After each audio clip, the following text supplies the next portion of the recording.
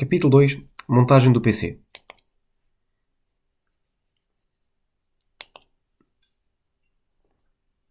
Vamos começar por falar em segurança. Pronto, vamos ver um pequeno vídeo onde podemos perceber aqui um conjunto de orientações de segurança, nomeadamente questões relacionadas com o evitar de cortes, queimaduras, choques elétricos e danos à nossa visão. It's time to talk safety. Let's go over some guidelines in order to avoid cuts, burns, electrical shock, and damage to your eyesight. To start off, we want to remove any watches or jewelry, and also secure our loose clothing. Done. We also need to make sure that we turn off and unplug any equipment before we work on it. A safe and usable workstation, it's going to be a clean workstation, so make sure you keep food and drinks and any clutter out of our workspace. We also need to make sure that as we work inside of a computer case, that any sharp objects should be covered with tape. For your own safety, you should never open a power supply or a monitor that has a built-in power supply. And while we work, it's very important to wear safety goggles to prevent damage to your eyesight. When you go to lift those heavy computer towers, printers, servers, and more, make sure that you bend your knees when you lift heavy objects to avoid injuring your back. As we work with electrical and dangerous components, you never know when something might catch fire. You should always know where the closest fire extinguisher is, and also how to use it. As we discuss fire safety, it's important that you remember to never fight a fire that is out of control, or not contained. You should make sure that you know how to get out of the building quickly that you are in. And don't forget to contact emergency services for help. Make sure you're prepared. You should locate and read the instructions on any fire extinguisher near your workspace before you use them. Also, you should make sure that the fire extinguisher is going to work. For example, this fire extinguisher no longer is ready to work. It needs a recharge. Now, a fire can spread very quickly and also be very costly. You should know the basics of using a fire extinguisher to prevent a small fire from getting out of control. The word you have to remember is pass. P stands for pull the pin. A stands for aim at the base of the fire, not at the flames. S stands for squeeze the lever. S stands for sweep the nozzle from side to side. You should be familiar with the different types of fire extinguishers.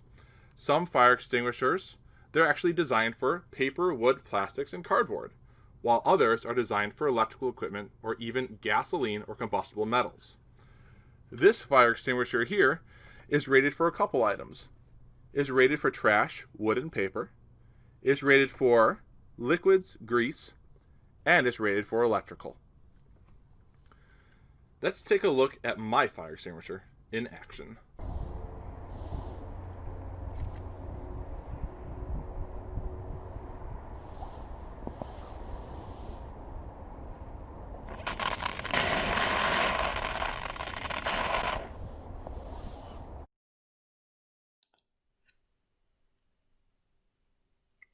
O primeiro componente que vamos ver em instalação é a fonte de alimentação.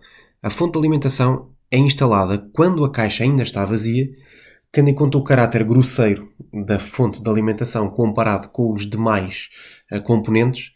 Ela deve ser instalada com a caixa vazia precisamente para evitar algum tipo de dano que possa ser causado, por exemplo, à motherboard ou outro componente quando a caixa já tem esses componentes.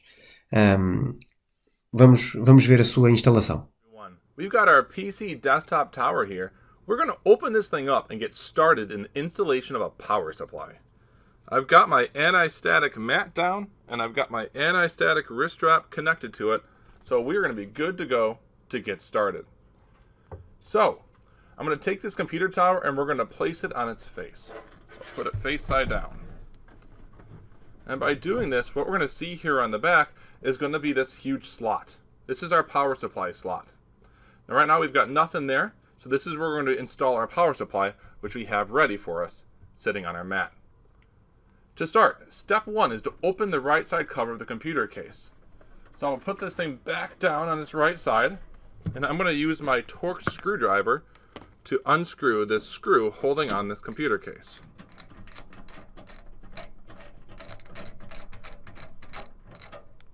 I'll slide off the cover.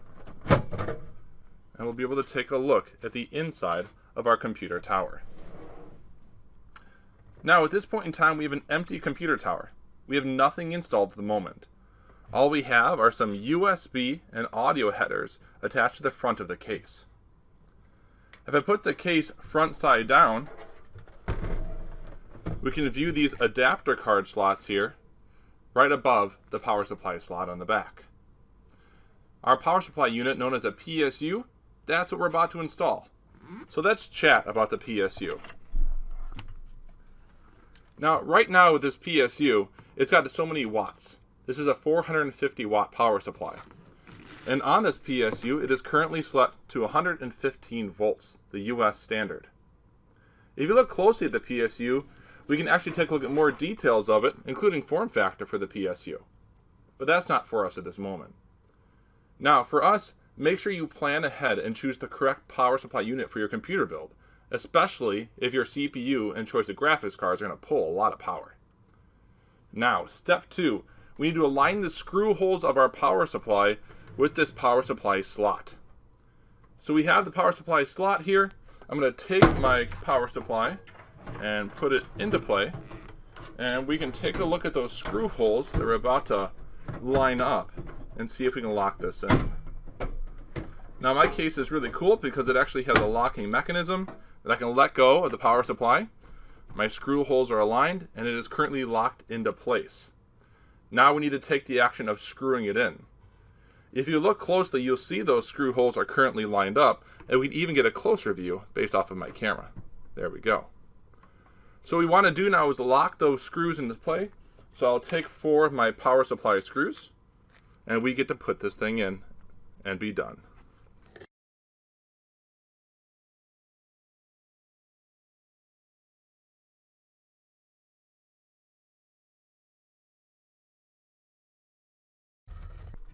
All 4 screws are installed. The power supply is not going anywhere. Hopefully you chose the correct wattage for your internal parts, otherwise you'll be switching this thing out in the very near future. Thanks for watching our power supply install.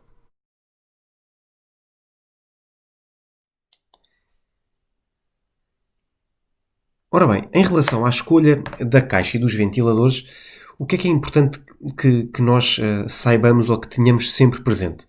Então, o tipo do modelo da caixa interfere muito com o tipo de motherboard que nós vamos utilizar. Ou seja, em função do tipo ou do tamanho da motherboard que nós queremos ter, vamos ter necessidade de ter uma caixa ajustada a esse tamanho.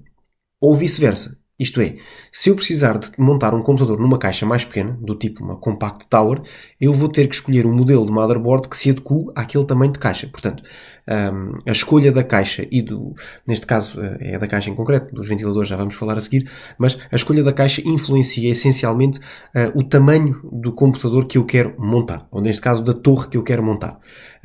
Depois, efetivamente, se eu partir de uma caixa para uma motherboard, eu vou ter que escolher uma motherboard adequada àquele tamanho de caixa. Se partir de uma motherboard para uma caixa, vou ter que escolher uma caixa que garanta que aquela motherboard, aquela arquitetura de motherboard, ou aquele tipo de motherboard consiga caber na caixa.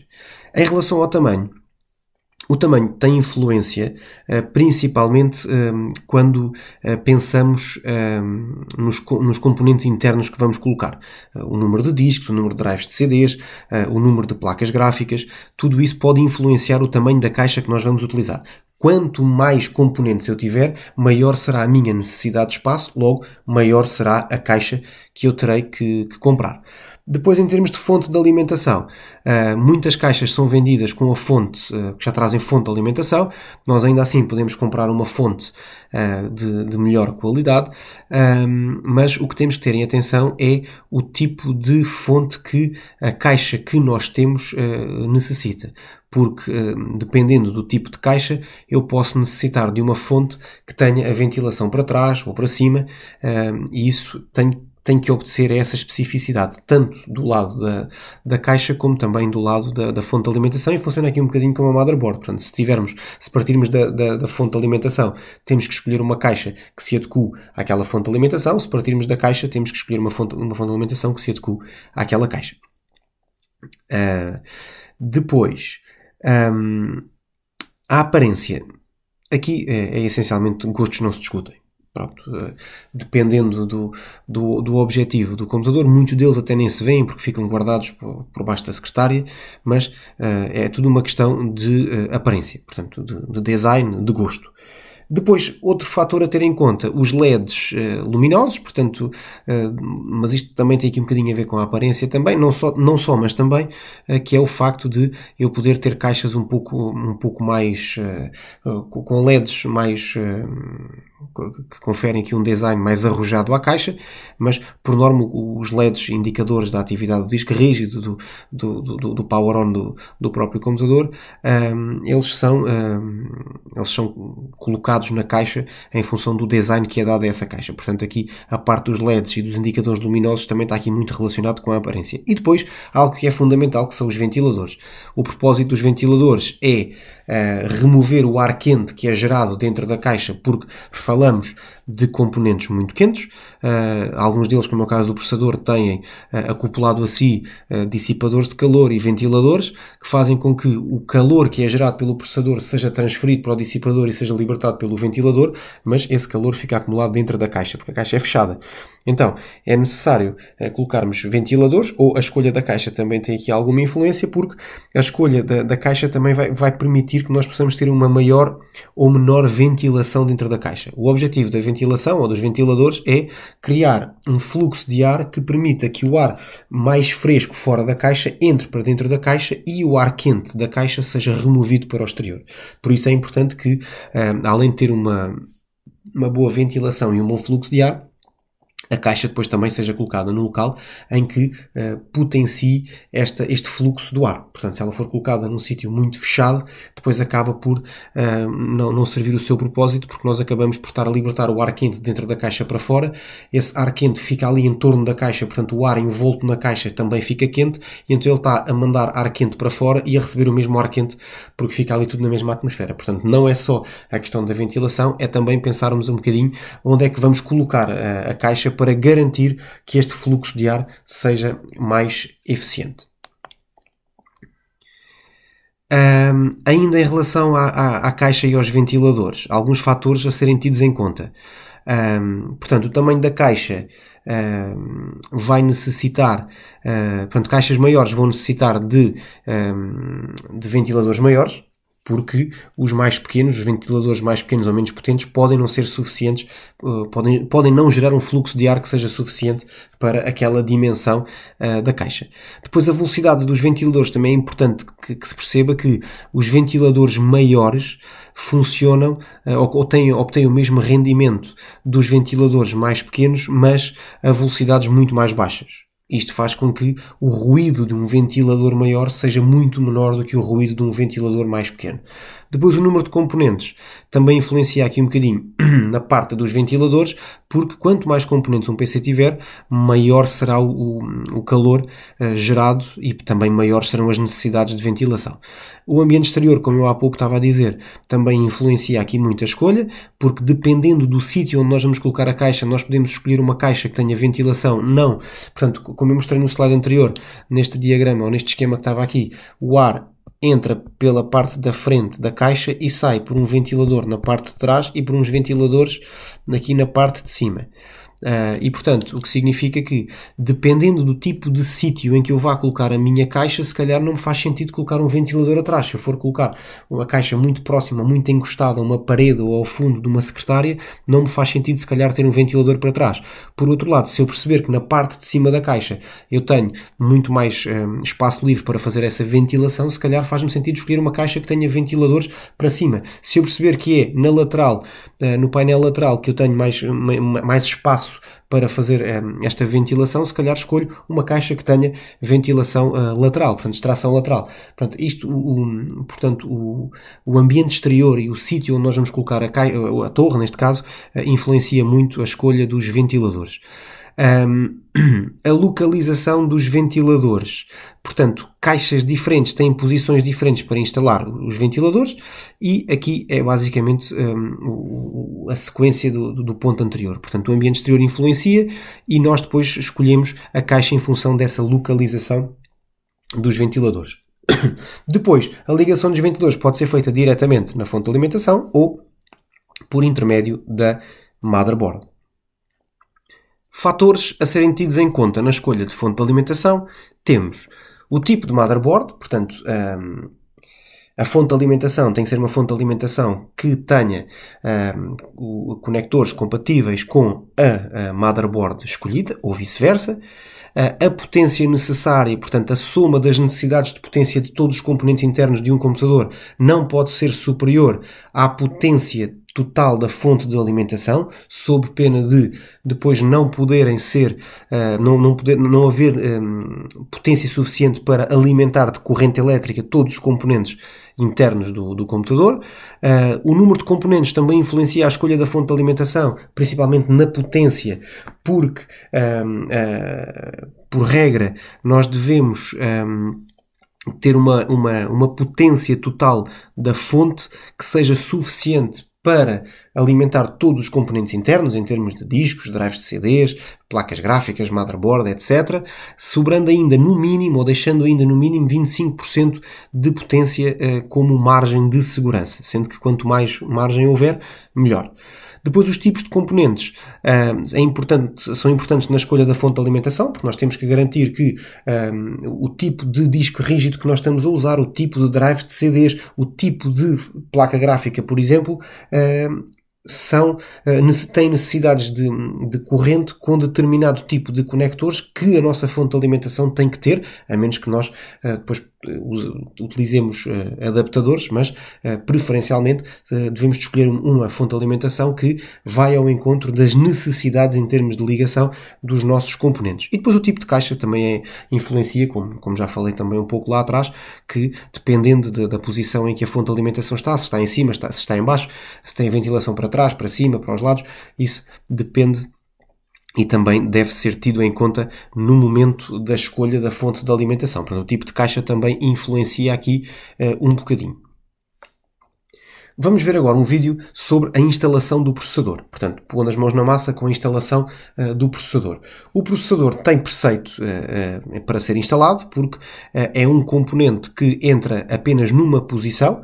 É um componente, ao contrário de muitos outros, apesar de dentro de um computador nenhum componente necessite de uma força extrema para ser encaixado, existem componentes de hardware que necessitam de ser encaixados com alguma pressão, como é o caso das memórias RAM, as próprias slots de expansão, portanto placas de expansão, os próprios discos rígidos. Quando ligamos os cabos SATA não temos que fazer muita força, mas temos que fazer ali alguma força.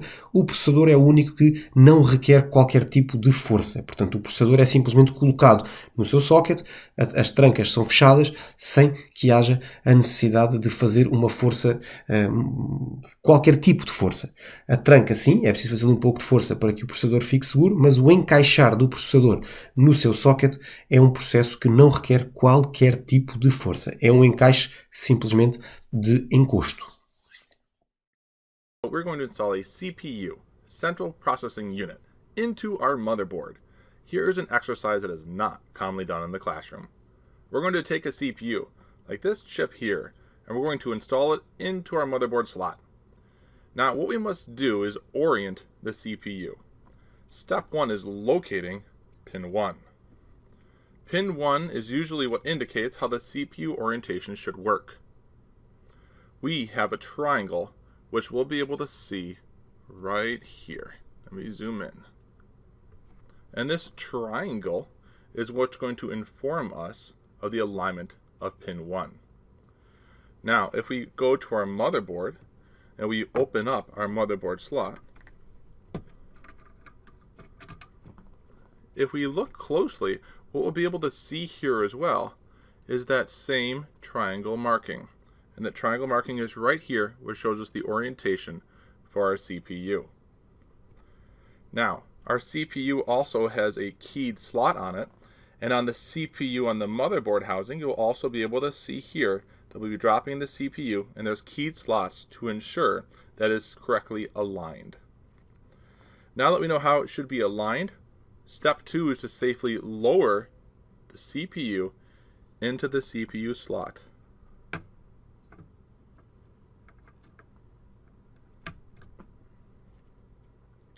For step 3, we can lower the CPU housing and lock the lever into place to hold our CPU firmly in place. For step 4, it is important that we take some thermal paste and we're going to place a pea-sized drop carefully on the top center of our CPU.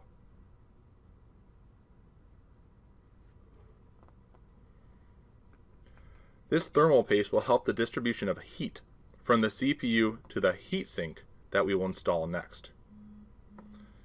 Now, to keep this CPU cool and prevent it from overheating, we are going to install a heatsink for step 5. These commonly have a fan attached to them, but not all of them do.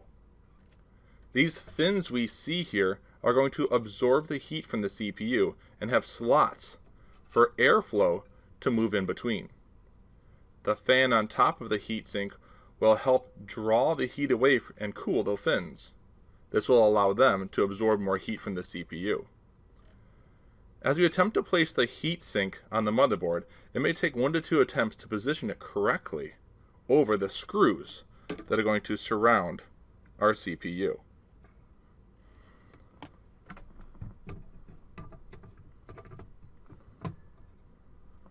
The final step, step 6, is to screw down the heatsink. After positioning the heatsink correctly so that it aligns with the heatsink screws on the motherboard, we will screw in the 4 screws in a specific order. It is best to screw one corner first and then go to the opposite corner diagonally from it. This will help ensure we have a flush connection between the CPU and thermal paste and the heatsink.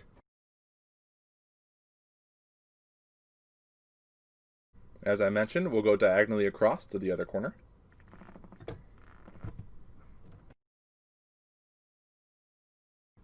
Now we can continue on the last 2 screws.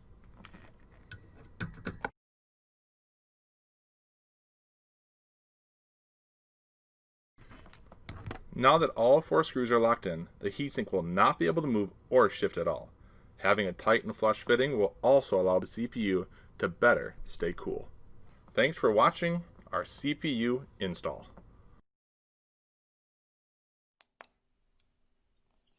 A instalação da memória RAM. Como vamos poder ver neste vídeo, a memória RAM também tem aqui algum preceito, mas não constitui propriamente uma grande dificuldade na sua instalação.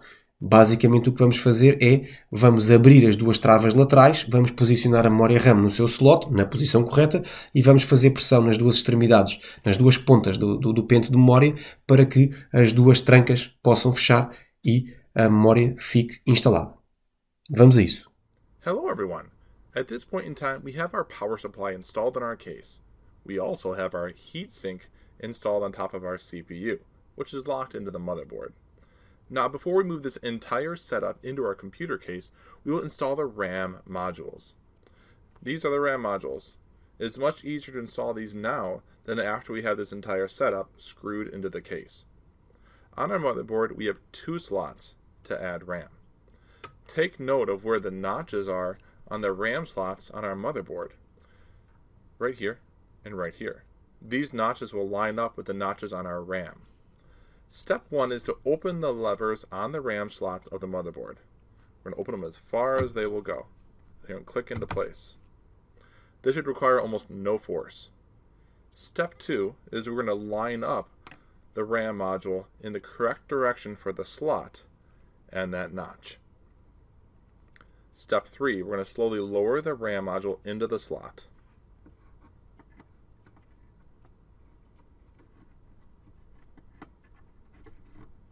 Step 4, now use your thumbs to press down on both sides of the RAM module, and you feel the RAM module will be locked in by the 2 lever arms on the motherboard. Next, we take the second RAM module. We'll verify the alignment again, based on the notches on the motherboard RAM slot, and we'll press the RAM module down vertically using both of our thumbs again. Give it a push downward using your thumb on the left and on the right. As it clicks in, now the RAM modules are installed. This is exciting. Proceed onward in the course. we're almost ready to put this motherboard into the computer case.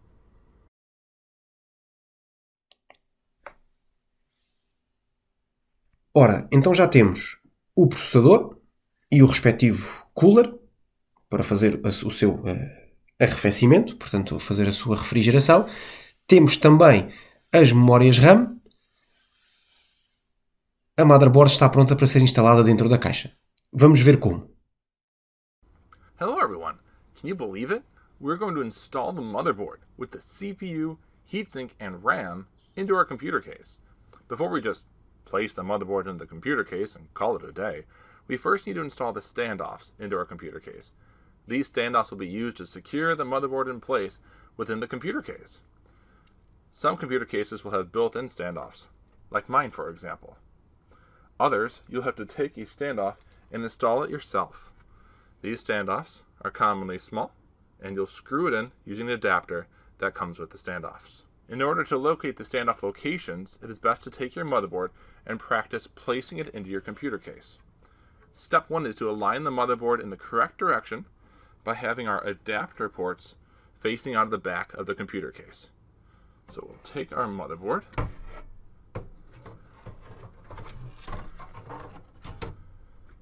the motherboard is resting in the case. Step 2 is to locate the exact standoffs that are needed by looking at the screw hole locations. If you take a close look at it, we can shift the motherboard and we'll be able to find the exact screw hole locations that'll be needed. Step 3 is to remove the motherboard and then screw in the standoffs at the correct locations. Since my computer case does not require this step, we're going to continue on. Assuming you've installed your standoffs, step 4 is to take our I/O plate, input-output adapter plate, and align it on the back of our computer case. This will provide adequate dust and airflow for our computer case. Let's position the I/O adapter plate with the writing and ports in the correct direction.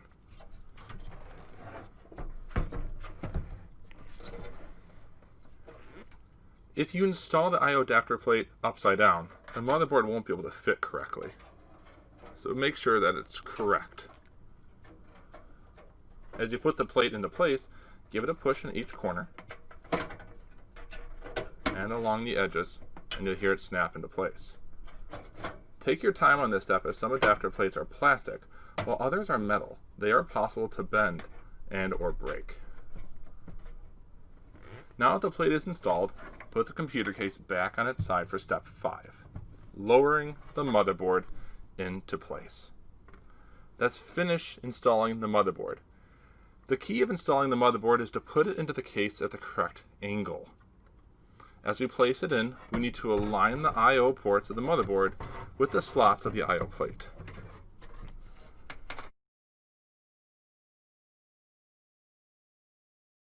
If I pick up the case, we should be able to see it resting nicely.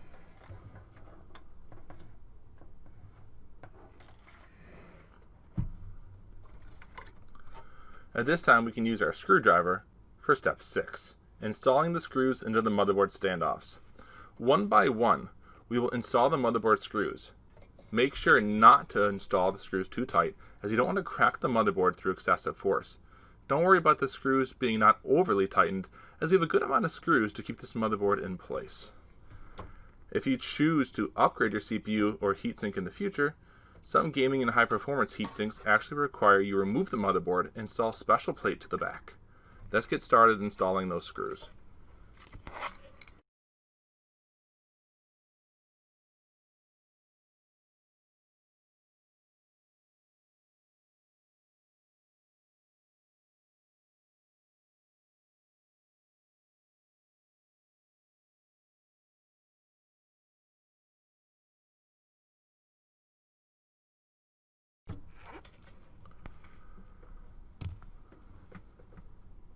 Now that all the screws are tightened, we are good to finish our build and continue on to the next video. Who knows? You might be removing your motherboard and installing it again in the future. Get your practice with us here for installing a motherboard into a computer case.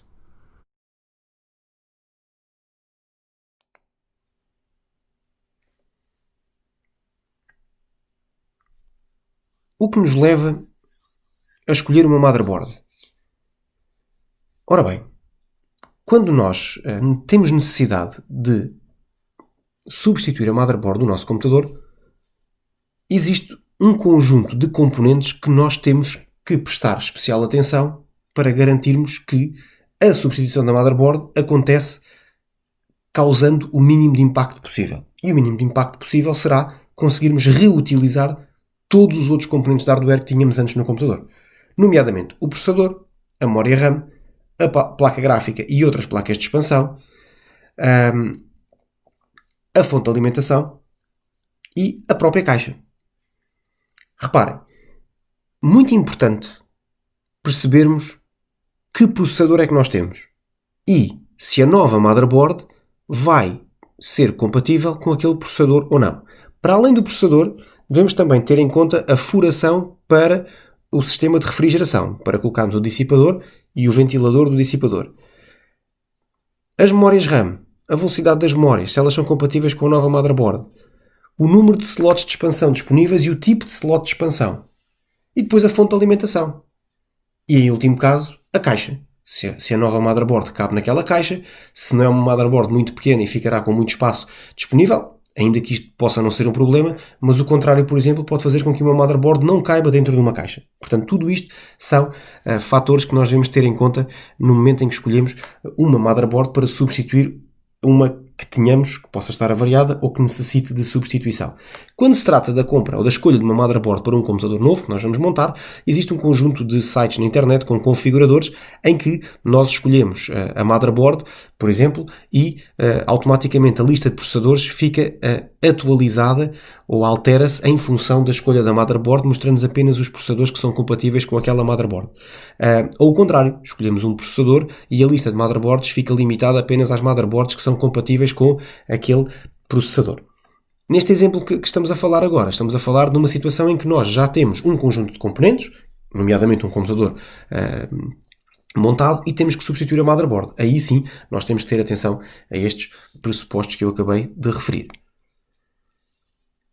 Ora bem, a seleção do processador e do cooler, principalmente do processador, nós devemos de olhar para a marca e modelo da motherboard e tentarmos ir às especificações técnicas para perceber que tipo de processador nós conseguimos ligar na motherboard. E como é que nós vemos isso? Nós vamos à procura de uma informação, como é o caso neste exemplo que eu mostro aqui em baixo, que é esta motherboard, a Asus ROG, a Z490, em que o socket, como vocês podem ver aqui nesta imagem da esquerda, o socket é o LGA 1200. O que é que isto significa? Isto significa que eu vou ter que ir à procura de um processador que tenha como especificação técnica também um socket, ou que seja compatível com o socket LGA 1200. E, por acaso, está aqui este Core i5 de 10ª geração, que nas suas especificações técnicas tem aqui precisamente a indicação que, como podem ver aqui, o socket do CPU é o LGA 1200. Ou seja, este processador é compatível com sockets LGA 1200 e esta motherboard tem socket do processador um LGA 1200. Então, esta é a informação que eu tenho que cruzar entre as características técnicas da motherboard e as características técnicas do processador. As memórias RAM. A seleção de memórias RAM funciona basicamente da mesma forma, portanto, eu em função das especificações técnicas que a motherboard tem, por exemplo, neste caso eu tenho aqui uma indicação à esquerda de uma memória RAM, portanto, da memória RAM que é possível utilizar nesta motherboard, que são 4 DIMMs Dual Channel até DDR4 4400, e o que é que eu tenho aqui à direita? Tenho aqui estes pentes de memória RAM que são do tipo DDR4, como está aqui, a 4400 MHz. Portanto, estas características técnicas têm correspondência nas definições da motherboard. Logo, esta memória RAM com estas características técnicas é perfeitamente compatível com a motherboard com estas especificações técnicas. Instalação dos discos e das drives ópticas. Vamos ver agora um vídeo que nos mostra como é que nós instalamos dentro da caixa os discos rígidos e as drives de CD ou DVD. Hello everyone. In this video we get to install some drives. We're going to focus specifically on a hard disk drive and an optical disk drive. Now first, we have the hard drive. Now this is an adapter. It's not actually a full hard drive. It's a 3.5-inch hard drive adapter. And the reason this is important is because people commonly like to purchase these type of drives. These are solid states. They come in a 2.5-inch side, which is meant for a laptop. With adapters like this, we can easily take a solid state hard drive, drop it into position, and close the lever. As we close it, now the 2.5-inch drive is in a 3.5-inch adapter. With this being done, we could easily just slide this into our computer case and do the install of our screws.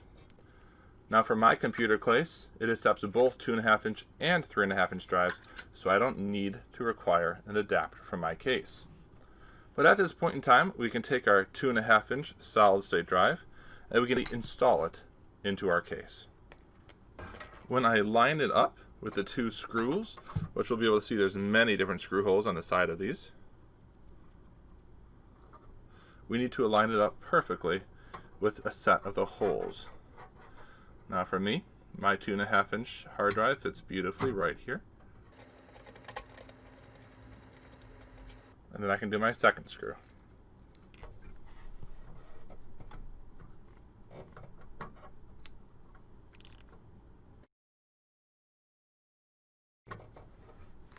And now my 2.5-inch solid state hard drive is installed. After this, we want to install the optical disk drive. First, we need to make sure our front panel of our case has been removed. The front panel of the case is right here.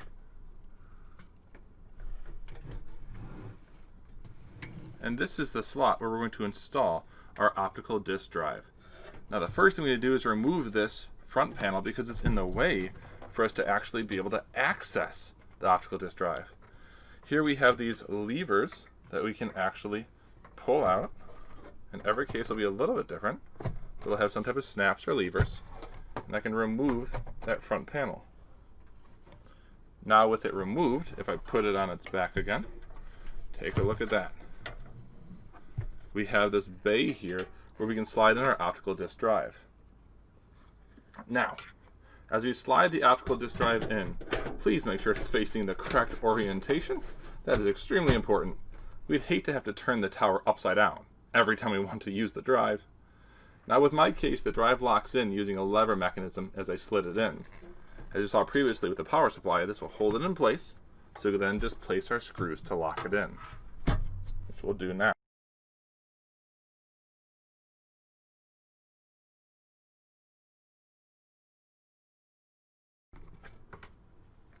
Awesome. Next, we'll continue on with installing adapter cards to provide our computer tower with even more functionality.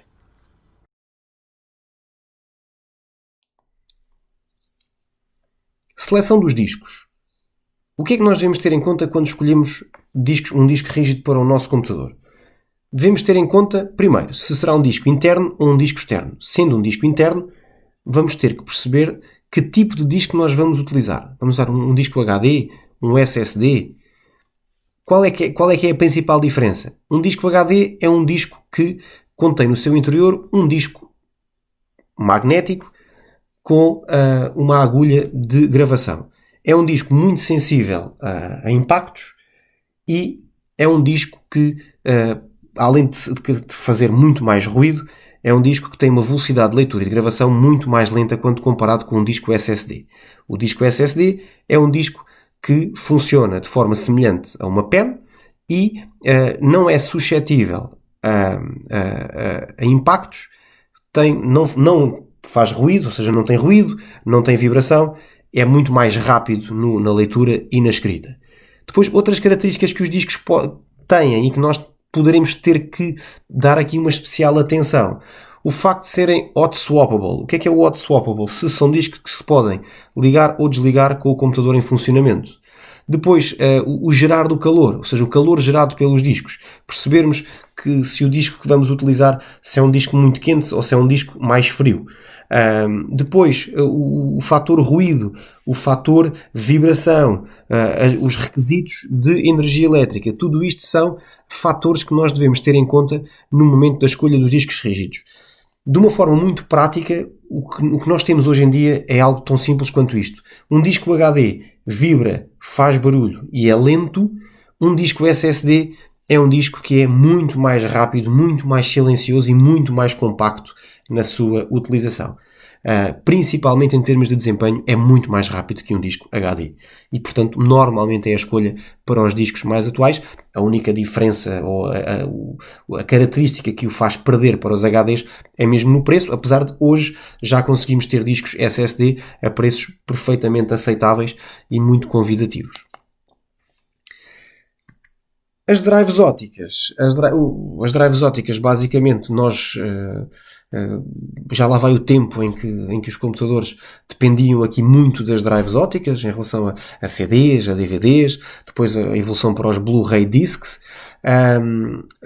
Hoje em dia, esta necessidade está a cair cada vez mais em desuso, porque cada vez, principalmente as empresas que muito contribuíam para o desenvolver desta tecnologia e do seu aproveitamento, que era a indústria dos jogos ou do software, hoje disponibilizam os jogos e os softwares através da internet, em que eles são descarregados e instalados através de software próprio e que faz com que a utilização destes suportes ópticos deixem de fazer sentido. E por isso, hoje nós já encontramos muitos computadores, principalmente computadores portáteis, em que já não há leitores, já não há drives ópticas.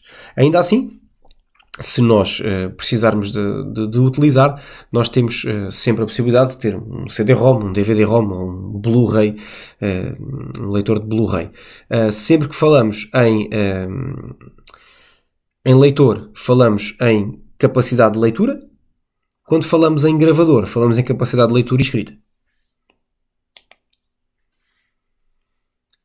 Em relação à instalação dos discos, o que é importante? É importante percebermos que existem 3 medidas nas baias da caixa do nosso computador. São elas a medida das 5 polegadas ponto 25, os 3,5 e os 2,5. Normalmente as 5 polegadas são usadas para as drives ópticas, mais largas, portanto drives de CDs, DVDs e Blu-rays. Os 3,5, portanto as 3 polegadas e meia são usadas normalmente para discos rígidos HD os discos, portanto, e as baias mais pequenas, que são as baias de 2 polegadas e meia, são usadas para os HDs mais pequenos ou para os SSDs. Originalmente as caixas durante muito tempo traziam baias 5,25 e 3,5. Hoje já é muito comum encontrarmos caixas que trazem as 3 medidas. Portanto, os 5,25 para as drives ópticas, os 3,5 para os HDs e os 2,5 para os SSDs. Vamos então ver um vídeo sobre placas de expansão, ou seja, percebermos aqui um bocadinho como é que nós conseguimos aumentar o hardware do nosso computador, portanto acrescentar placas que aumentam a funcionalidade do nosso computador. Vamos a isso. Hello everyone. In this video we get to install adapter cards. So first what we want to do is take a look at our case. And we need to take a look at what adapter slots we have. Inside of my case, we can take a look at the motherboard and a closer up. We have a PCI Express 16. And then we have 3 PCI Express 1s. So what we want to do is be able to pick out adapter cards that are going to be compatible with these PCI Express slots. Also, if you're wondering what this is a mini PCI Express. Think of wireless cards that you'd be able to install in a desktop tower. So let's get started. Step 1. We're going to need to find an empty slot, which we have right here. So what we need to do is take off the corresponding cover that covers that slot. To remove this cover, which is covering the slot, I have to lift up my tower, and we'll take a look at what I need to do on the outside. This screw here is holding on to those adapter card slot covers. It keeps them in place. So I can go ahead and I can unscrew that with my special Torx screwdriver.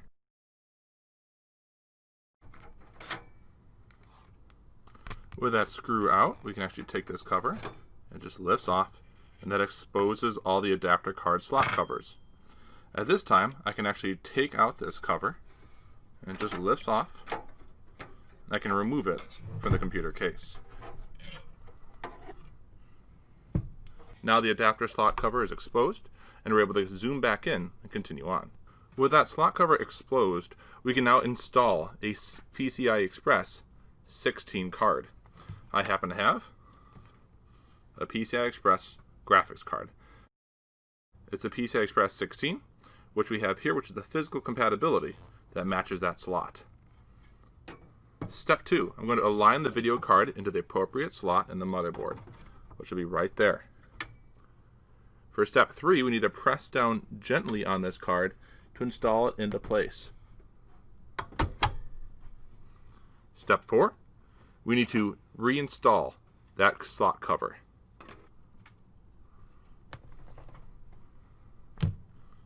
I will put my slot cover back on, and we will take our screw on our screwdriver and we'll screw it back into place.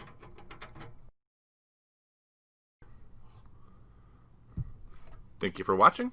Our adapter card is now installed.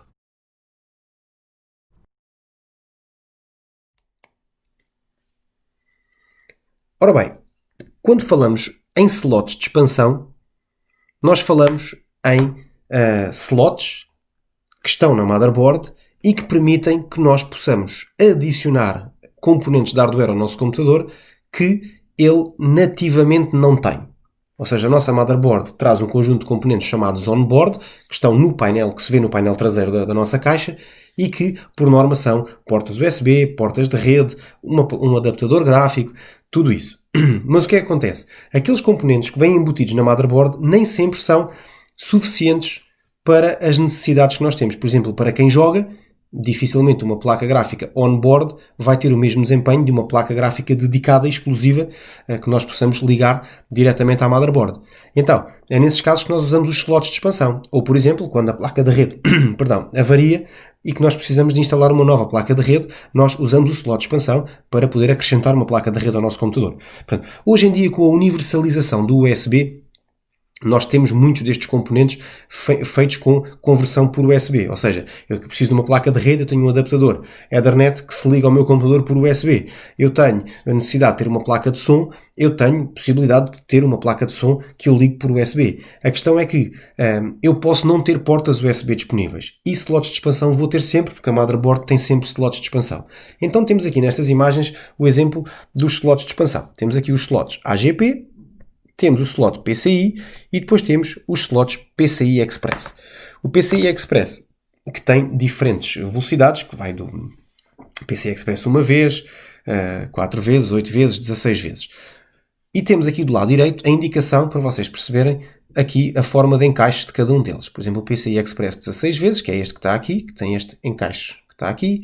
O PCI Express de 4 vezes, que é assim bem mais pequenino. O standard AGP, portanto o AGP dito normal, e depois os PCIs que são aqueles que durante muito tempo as motherboards só tinham, antes de aparecer o PCI Express, que é uma evolução do PCI, as motherboards basicamente na geração PCI tinham slots PCI, 2, 3 ou 4, e depois tinham um slot AGP para ligarmos placas gráficas. O slot AGP é destes todos o menos polivalente, porque é um slot que é exclusivo para ligação de placas gráficas, que é o Advanced Graphical Peripheral. Depois o PCI Express, o que é que varia no PCI Express de uma vez para o 16 vezes? É a velocidade a que consegue trocar dados com a motherboard. E como vocês vão poder ver no slide seguinte, esta velocidade faz com que nos PCI Express de uma vez nós podemos ligar componentes que não necessitem de uma velocidade assim tão grande de comunicação. No PCI Express 16 vezes ligamos aqueles componentes que necessitam de uma grande velocidade de comunicação, como é o caso, por exemplo, das placas gráficas. Então, vamos ver esse comparativo. Reparem, o slot PCI consegue fazer taxas de tráfego entre os 133 e os 515 megabits por segundo, megabits. O slot AGP já conseguia tráfegos na ordem dos 266 a perto de 1 gigabit por segundo, e depois reparem que o PCI Express passa para 250 megabytes por segundo. E daí para baixo estamos a falar de PCI Express de 2 vezes, 4 vezes, 8 vezes e 16 vezes, sempre a duplicar, portanto 250 megabytes, 500 megabytes, 1 gigabyte, 2 gigabytes e 4 gigabytes por segundo. Outros fatores que poderão fazer com que nós tenhamos necessidade de utilizar placas de expansão. as necessidades atuais e futuras em termos de hardware, se o hardware que eu tenho atualmente me permite fazer as configurações que eu tenho necessidade, e se não permitir, como é o caso, por exemplo, das placas gráficas on-board, em que eu preciso de um conjunto de recursos para utilizar alguns softwares ou para usar jogos e que aquelas placas gráficas não me dão essa possibilidade de utilizar esses recursos, então aí nós temos necessidade de escolher um componente via placa, via slot de expansão. Portanto, aí nós compramos a placa de expansão. Por exemplo, imaginem que vocês precisam de uma placa de som que faça, portanto, que tenha aqui um conjunto de conectores para fazer um sistema surround, por exemplo. E a placa de som que vem nativamente com a vossa motherboard pode não ter essa capacidade. E aí vocês terão a necessidade de instalar uma segunda placa de som e que já tenha toda esta funcionalidade. Portanto, este é um exemplo de fatores que podem levar à seleção de placas de expansão no nosso computador. O importante é que, antes de escolhermos a placa de expansão, vamos consultar as especificações técnicas da nossa motherboard para perceber que slots de expansão nós temos disponível para depois escolhermos o hardware em função do slot de expansão. Se é um PCI Express uma vez, se são PCIs simples, se é um PCI 16 vezes e por aí fora. Depois, leitores de cartões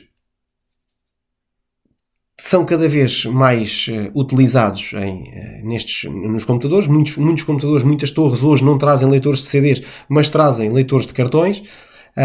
Os leitores de cartões ao longo dos anos foram evoluindo, portanto temos aqui os memory sticks que foram desenvolvidos pela Sony, temos os compact flash, que ainda são muito usados em câmaras, em máquinas fotográficas, em câmaras de vídeo, e depois temos o expoente máximo dos cartões, que é o caso dos SD nas suas três vertentes. Portanto, o SD card, o cartão SD, os mini SDs e os micro SDs, muito utilizados hoje em dia em telemóveis e em tantos outros equipamentos.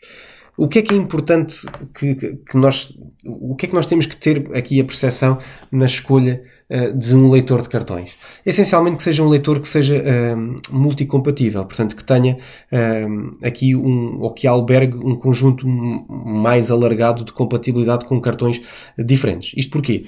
Nós hoje não temos nenhum cartão compact flash, ou não trabalhamos com cartões compact flash, ou não trabalhamos com memory sticks, mas de hoje para amanhã poderemos vir a ter essa necessidade de ligar um compact flash ou um memory stick para poder ter acesso aos dados que estão lá dentro.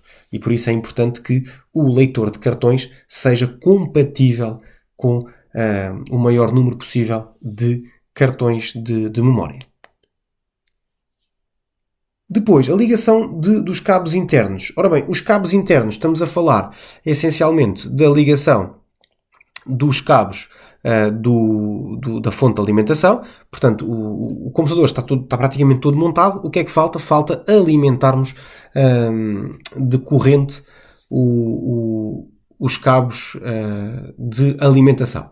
Vamos ver então como é que isto se faz. Hello everyone, this is our Install the Power Connector video.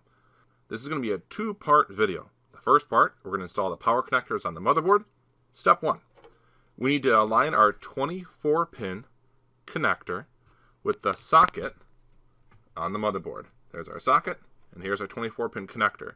With step 1, aligning it means we need this clip to connect on the outside of that connector. So we can go ahead and we can align it with that connector. Now that it's aligned, step 2, we're going to gently press down on the connector until that clip locks into place.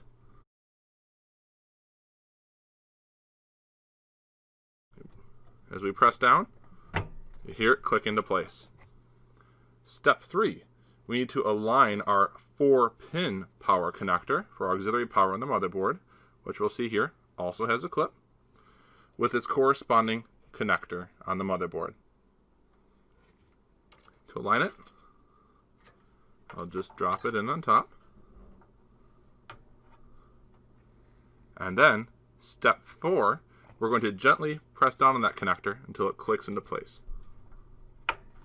And now it clicked into place.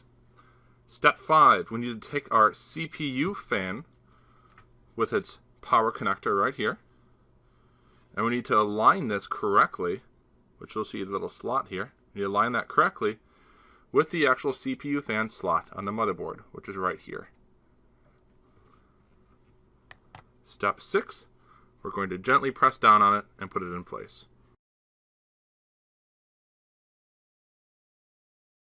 It doesn't click, it just slides in, and we are done.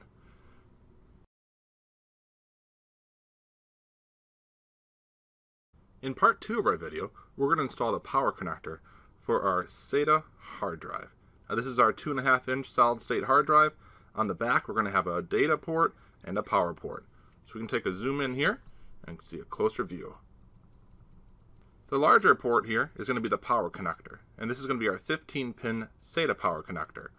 So step 1, we're going to take our power connector that's going to attach to the drive, and here's what it looks like right here. We can see it's keyed in a specific way, so you cannot install it upside down. And we need to align it correctly with the SATA hard drive. When we have it aligned correctly, we can take it and line it up right here. And step 2 is we're going to gently push it in until it's fully seated. Awesome. Now that we have the SATA 15-pin power connector installed, we're going to install the power connector for our case fan. This is going to be a 3-pin power connector that will connect to on the motherboard. The power connector looks exactly like this. It's got a spot for 3 pins. The connector on the motherboard that we're going to hook it to is right below here, and it is brown. We'll zoom in and take a closer look at that power connector. So as you see right here, that's going to be the 3-pin power connector, and we're going to connect it in. Step 1, we need to align the power connector to the motherboard. Again, this power connector has a slot, just like we saw previously for the CPU fan. So step 2, we're going to press it in gently now that we have it aligned. And that is what it looks like when it is installed correctly. Thank you for watching our Installing the Power Connectors video.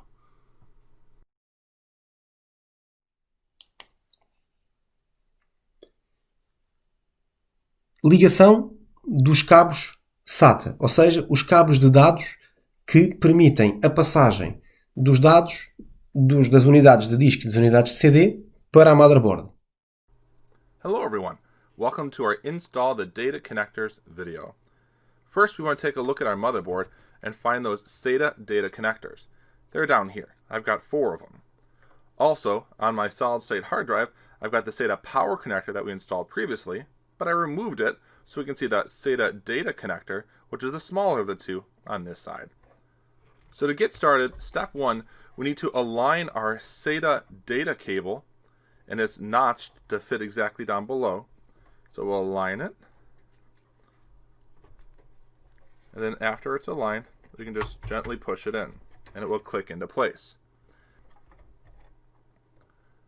Step 2, we'll take our right angle SATA data cable here, and we're going to connect it with its corresponding connector on our hard drive. So we align it up, then we can press it in.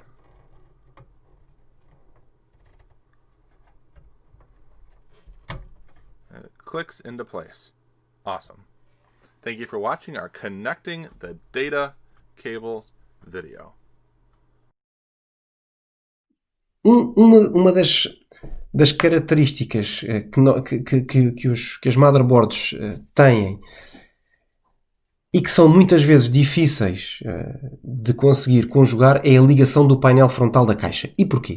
Porque o painel frontal da caixa tem um conjunto de conectores que provém de vários sítios, nomeadamente o LED indicador de atividade do disco rígido, o Power LED, o speaker, as portas USB, o botão de power, o botão de reset. Tudo isso tem um conjunto de cabos que precisam de ser ligados na motherboard para que a sua função seja efetiva.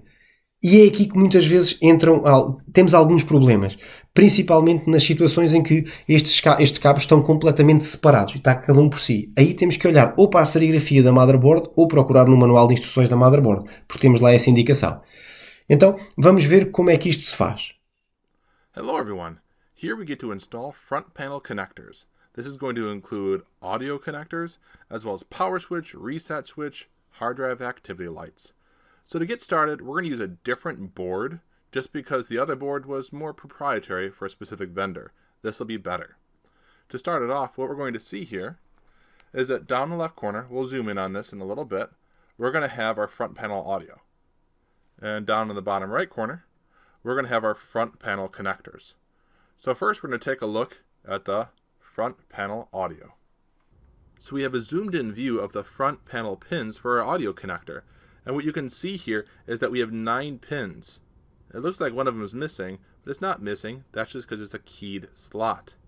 If we take a look at the actual connector that's coming off of the front panel that we're going to plug in, it's this. This is an HD audio connector. And the HD audio connector, if we take a look at the actual holes, look at that. We've got that same keyed format where we've got that one that's going to be missing, and you know the orientation for the motherboard. So all we need to do is slide this back onto those pins, and we'll have this up and running. So we've got our audio connector connected to our motherboard, and now we're going to move over to the front panel. So let's take a closer look at the front panel connectors on the motherboard. Here they are at the bottom right corner.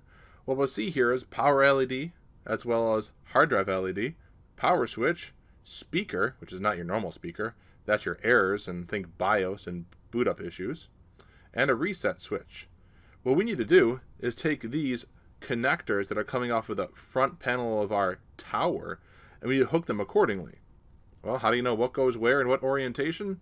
That's where you consult your manual. Bing, my manual is here. So you can see my diagram for how I need to connect these, and that's what we're going to do next.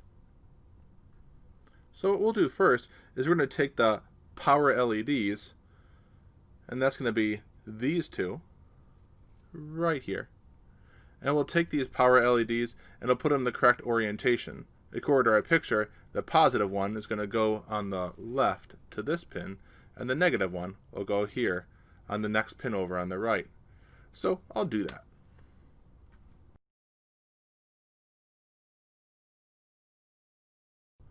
And what you'll notice is there is a gap between those two, and that's okay. That's a blank slot. Again, it's keyed.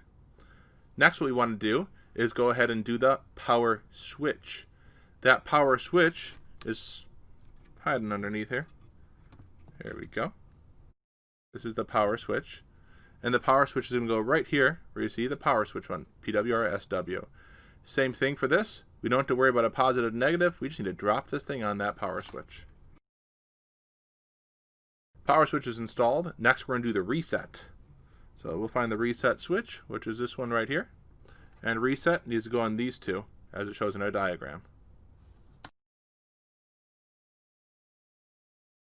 The reset switch is now installed. And lastly, we're going to set up and do the hard drive LED. Hard drive LED, according to our diagram, is the bottom left corner. And our front panel connectors are now installed. So it's all installed. That's awesome. If we had any USB connectors, we'd pop them in and plug them straight into these keyed USB ports, and we'd be fine for those as well. My system does not have those for this motherboard and this case that I'm utilizing, so we don't have to drop those in. Now, take care and practice putting these connectors on, and make sure you take the time to find the manual so you know how to do it properly. You're one step closer to being an IT professional and doing one of the hardest parts of hooking up a motherboard inside of a computer case. Então, este painel frontal, o que é que ele tem? Ele tem este conjunto de conectores que, na maioria das caixas atuais, eles vêm em bloco numa peça única. Isso é muito mais fácil porque nós chegamos à motherboard e é só encaixar. Quando não vem, nós temos que ter atenção e olhar aqui, como está aqui nesta fotografia, para a serigrafia constante na motherboard para percebermos o que é que ligamos onde. Ou seja, onde é que está o Power LED que está aqui, o positivo e o negativo, o Power Switch Power Switch é o botão para ligar e desligar o computador, o Reset Switch, que é o botão para fazer reset, e ainda o HDD LED, que é a indicação do LED de atividade do disco rígido. Tudo isto pode ser visto aqui. Olhem aqui na serigrafia da motherboard. Power LED, HD LED, Power Switch e Reset. E ali em cima ainda temos o speaker. Ok? Então basicamente é isto que nós temos. Reparem. Olhem aqui. Power LED corresponde... Vou aqui apagar isto. Power LED corresponde ao Power LED. O HD LED corresponde ao HD LED. O Power Switch corresponde ao Power Switch. O Reset corresponde ao Reset. E o Speaker corresponde ao Speaker. Quando esta informação não está disponível na motherboard, a única forma que temos é consultar o manual da motherboard ou através da internet encontrar este esquema para conseguirmos fazer esta ligação.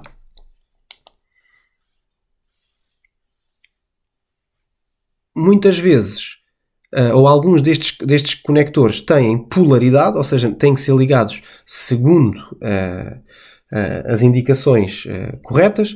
Neste caso, é o caso desta indicação que temos aqui, em que eu preciso de saber, eu preciso de cruzar aqui a indicação que eu tenho no conector com a indicação que está na serigrafia da motherboard, que vai corresponder ao pin que aqui está. Existem alguns destes componentes que têm polaridade e essa polaridade deve ser respeitada através desta indicação na serigrafia. A ligação ao contrário, o que faz é que aquele componente, seja ele o speaker ou outro qualquer, não vai funcionar. Vamos então concluir este capítulo vendo o final da montagem da nossa caixa até ao momento em que a fechamos e a parafusamos tudo. Hello everyone. In this video we're going to reassemble our case and then we're going to install our external cables. To get started, we have the front of our tower here, and we'll put on our front cover. Now remember, the front cover just had these locking clips on the side, so we just need to line it up. And all we need to do is push down in the corners. And now, the front case is locked. We've got our USB ports, our headphone, and our mic port. Also in the front here, we also have our DVD disc drive that we installed. I can turn this on its face. And now we can do our external cables. So for this part, I'll take off my anti-static wrist strap. And I can take my power cord. And I can just slide the plug in here. And you shouldn't have to force any one of these cables as you install the cables to the back of your tower. I've got a USB for my keyboard. These you do have to align.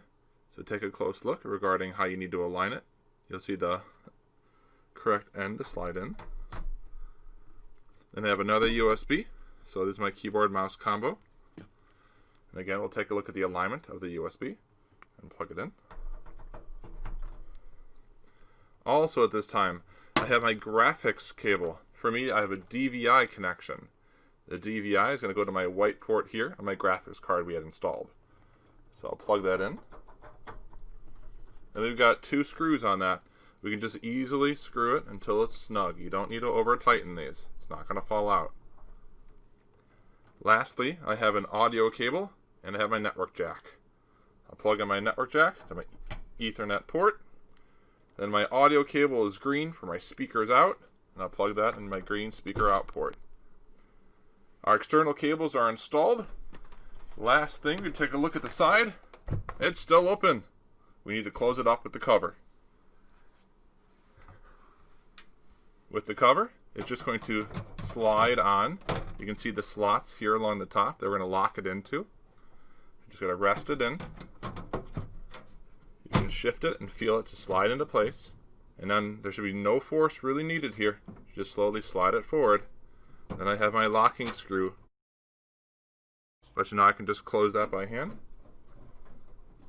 And then I can give it a little bit of a snug tighten. And again, we don't need to over tighten that. And now we're done. Our case is put back together. It is ready to go. Thank you for watching our video. Concluímos assim o estudo do capítulo 2.